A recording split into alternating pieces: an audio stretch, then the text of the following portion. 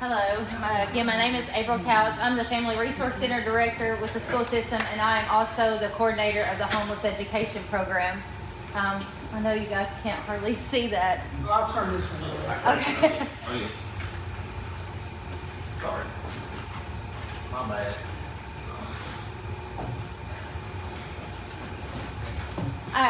There's family resource centers all across the state of Tennessee. There's 102 family resource centers in 65 counties, and we all kind of function under the vision statement that the Tennessee Family Resource Centers unlock potential by serving as a resource and support hub.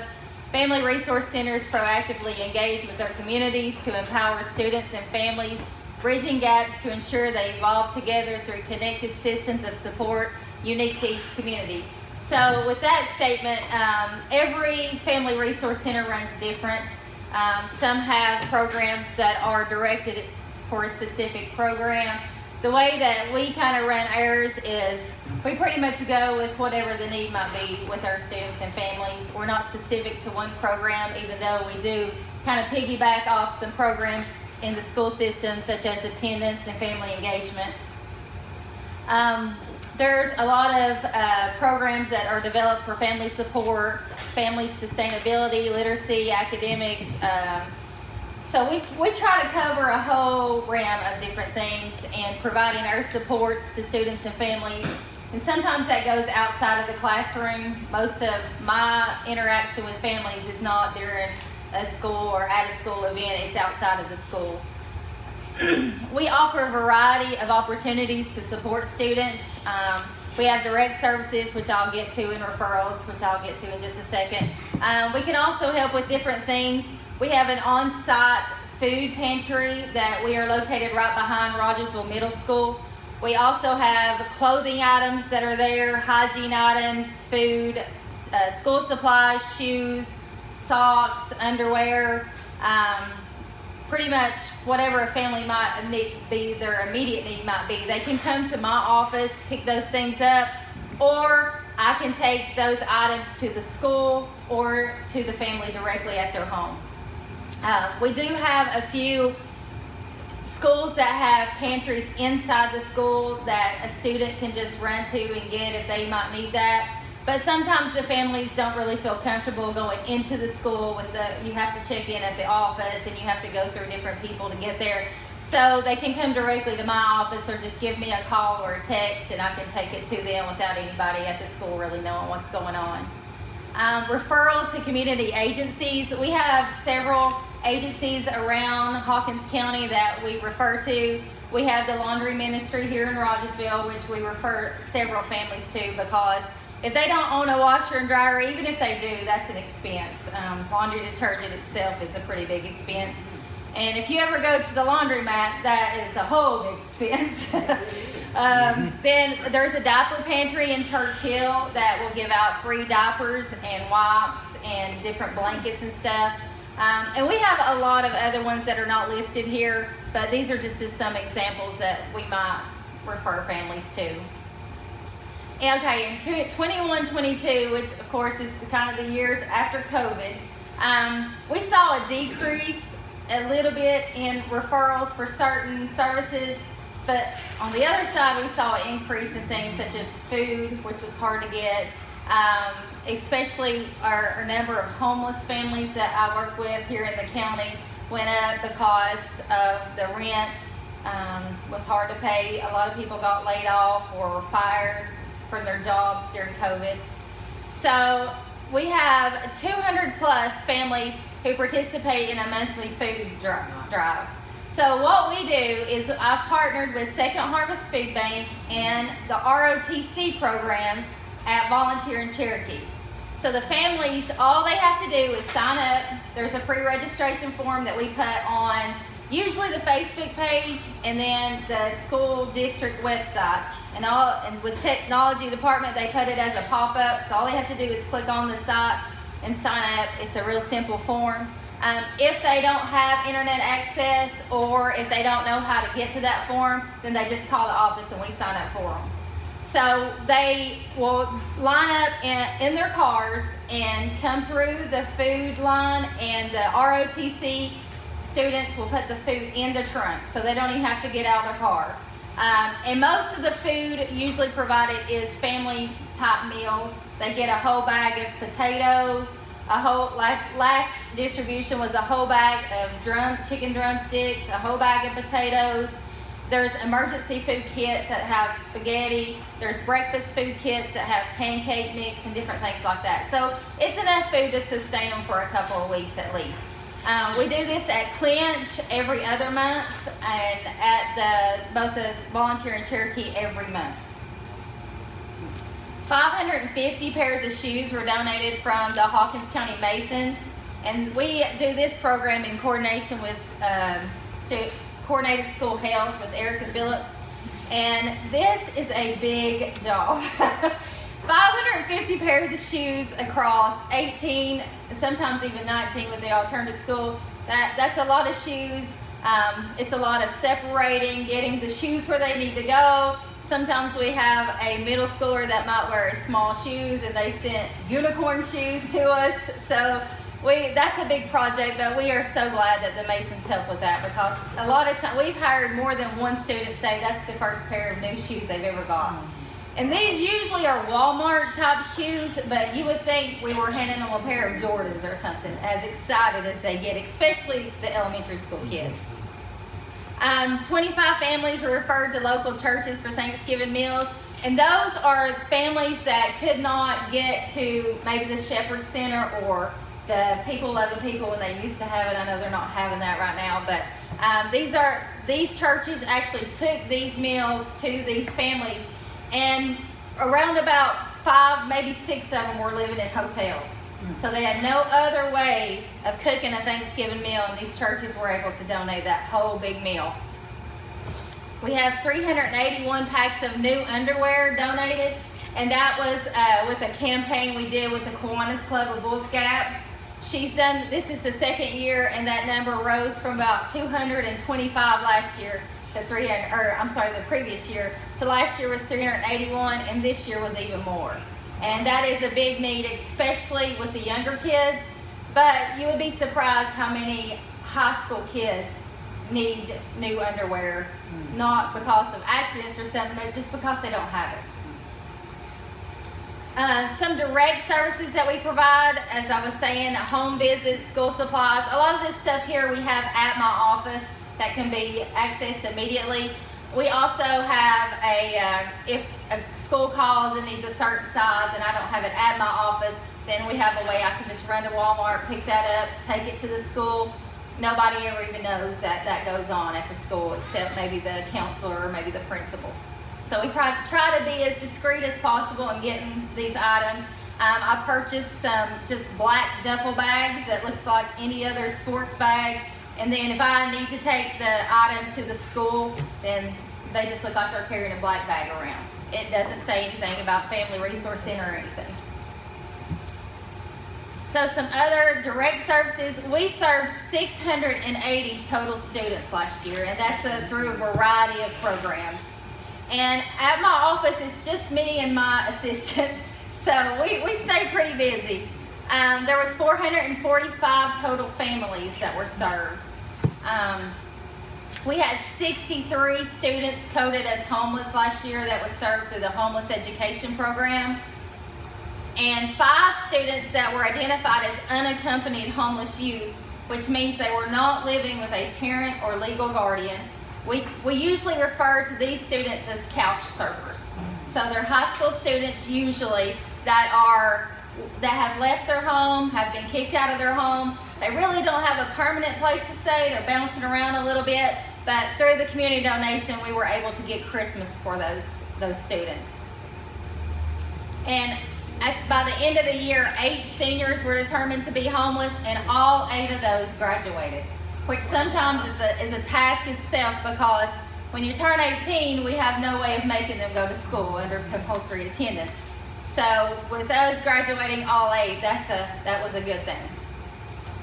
We have a ton of community partners and donors. We have churches that give us monetary donation. We have schools and clubs that give us food donations or hygiene donations, and we definitely, on a small budget that the state gives us through our grant money, we could not function without all these donors.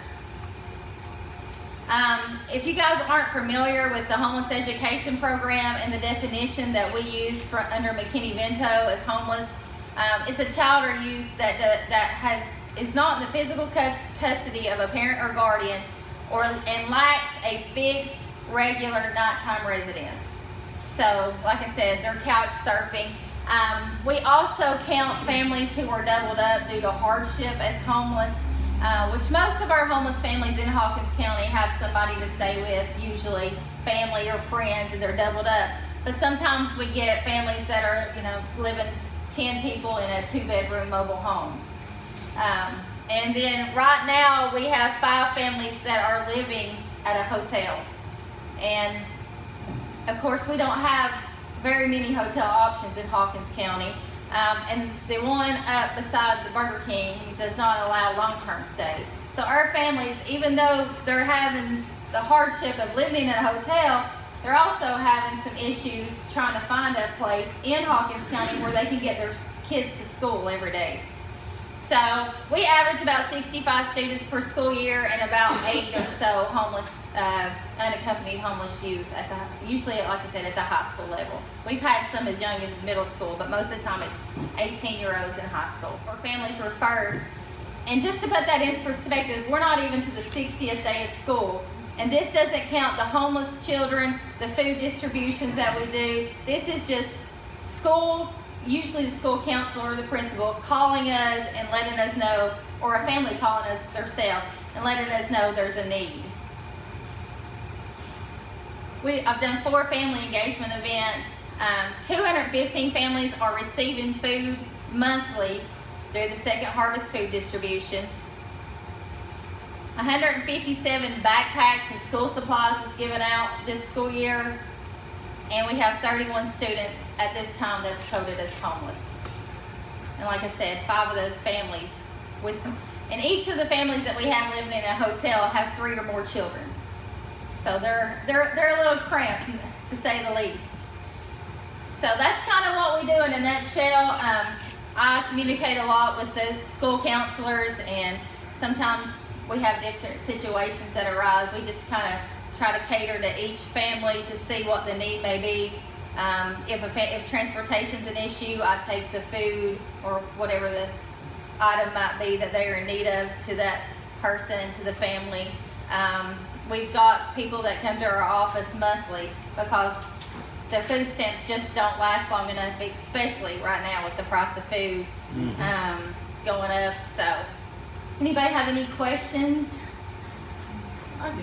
How are you communicating specific needs, like if you're needing clothing or items for the food pantry? How does that get communicated out to the community for? You still take donations? We do. We do. I knew during COVID, I thought that maybe that had stalled, but you are taking it. How do we know that there's a need for something? A lot of times I'll put it on the Facebook page, and it's just the Family Resource Center. You need to get on the Facebook page. Most of our donations, people will call me and say, "What do you need right now?" The schools usually do a big food drive in November for a superintendent appreciation. That's how we get a lot of our food. I am able to purchase some food usually at the end of the year to kind of get us started, but word of mouth has got around, so a lot of people will just call me and say, "Hey, what do y'all need right now?" That definition of homeless, like you said, there's 31. Is that right now? Mm-hmm. That's So this school that year. definition of homeless is like is it in the act, like the nighttime? Is that what that definition is? The nighttime resident thing? How we define homeless is if they do not have a fixed, regular nighttime residence. So if they're moving around, even though they have a roof over their head, then if they cannot afford another place to live on their own, some families may live together to support financially each other. But if somebody gets evicted and they have no other choice but to move in with another family, then that would be considered as homeless. Okay. With no shelters in Hawkins County and no emergency housing, most of our families can find a friend, a relative, somebody that they can move in with for a little while. The only problem with that is there's nothing keeping them there. If they get upset, they are kicked out and maybe in the middle of the night with nowhere to go. That's what I wondered, like out of those 31, like how many of those are, you know, I assume every one of them is at least on a couch or something, but I don't know that. Like, is that We have one family at this time that is pretty much living in a car. Yeah. Yeah, we have tent families every year. Luckily, we can try to work with those families where they're not doing that in the winter time. But we have had several families that, especially in the summer, go down and live in a tent by the lake or the river over there.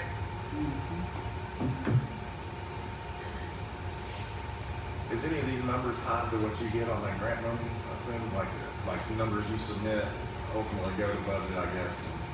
Yeah, the McKinney-Vento has its own grant. We submit that every 3 years, and we have goals that we write and have to try to reach those goals. We have to submit the numbers and what we're doing for their program to help potentially decrease those numbers. So it's all a grant. Okay. McKinney-Vento is federal, so every school system is supposed to have a McKinney-Vento liaison to work with their homeless families. Okay. Are your numbers going up over time, or are you seeing decreases? I mean, I know you've been in this position a while, so are the numbers going up? Yes, every year our numbers go up a little bit, but this year they seem to be going up at a new record speed, especially housing. I added 3 homeless students to our list today. And I just came back to work from a conference today, and I had to add 3. And all 3 of those are currently at a hotel, which even our cheapest hotel in the county is about $55 a night. But you get into weeks and months at a time, I mean, that's a mortgage payment for most of us. Yeah, much more than. And these families do not have that kind of money. So that's one of the hardships is the price of the hotel, then not having anywhere to go once they cannot pay for that hotel. But luckily we have a good faith-based community around here that helps us when we're in desperate need, especially on cold nights. I can call a few churches and they'll usually pay a couple of nights for them to get them situated. And going to a shelter used to be, you go there, you get in, but since COVID, they're still limiting the number of families that they're allowing. A lot of them are still requiring COVID tests before you can go into the shelter. And there's only one family shelter in Kingsport that will allow families to stay together, and it stays full. And the housing authority is telling our families that there's at least a 2.5 to 3 year waiting list. Years. So That's for like Section 8 type stuff. that's Section 8 and the apartments. Yeah. Yes. 3 years. That's 3 great. years. And I have had a family that's been on the waiting list for almost 2.5 now. Yeah. Especially the larger families that have to have 3-bedroom, those apartments are few and far between. Are those people considered homeless that whole time Yes. in the system? We provide things like transportation. If a family is forced to go to Churchill to that hotel, then we can help them get their student back down to Joseph Rogers or Hawkins Elementary School. There is a part of that McKinney-Vento grant that pays for transportation, gas reimbursement. So if they're having to drive from Churchill to Rogersville, we can do a gas reimbursement at the end of the next month. That grant also covers graduation supplies. And last year was the first year that we were able to do this, but Michelle Harless and I, we got together a little dinner for their graduating seniors, because a lot of them you handed them a diploma and that was it. Nobody celebrated with them. So Michelle done cap and gown pictures, and then we bought their dinner at the Hill Springs and had a whole little graduation party for them. And they liked that. That was good for them. I'm glad you mentioned that. That was pretty special. This group of kids has to, these students have to work beyond barriers to get to that point, and it was very, very good to celebrate them. That was probably the highlight of many employees and students' year was to read about that and to see that. So that's great. Kudos to you and Michelle. And all Well, the that's other gotta be folks hard, there. but you gotta have like some rewarding stuff when they fight through all that stuff. Yeah. Yeah, it's these students are the definition of grit. Yeah. And believe it or not, most of the time, our homeless students, especially the unaccompanied ones, are not the ones on the truancy list. Right. They're coming to school a lot of times for the food, because I've had them tell me, I've got to go to school to eat. But they're not the ones that we're seeing at truancy review boards either. So to get up and go to school every day when you're sleeping in a car, that's pretty rough. I think I can get the phone. Well, Thank you. Thank you guys. Oh, I'm sorry. I'm sorry, yeah. I was just gonna ask if you accept donations from like high school clubs, because I'm part of Key Club and we're always looking for somebody to donate to our Yes. program. So I took a picture just in case. Okay, yes, definitely. Well, we take donations from anybody that will give us. She'll even make her husband load them in the car. I do. I've made him take wood to families before. Ms. Couch, I want to thank you for standing up here and giving this report. This is the first time that I can recall of ever getting a report from the Family Resource Center as a board member. I'm much more informed now, so thank you, and thank you for what you and your co-workers do. And anything I'm going to speak for the board if I may. Anything this board can do to help your efforts in serving the families of Hawkins County, you let us know. Absolutely. Okay? So thank you very much. Thank you all.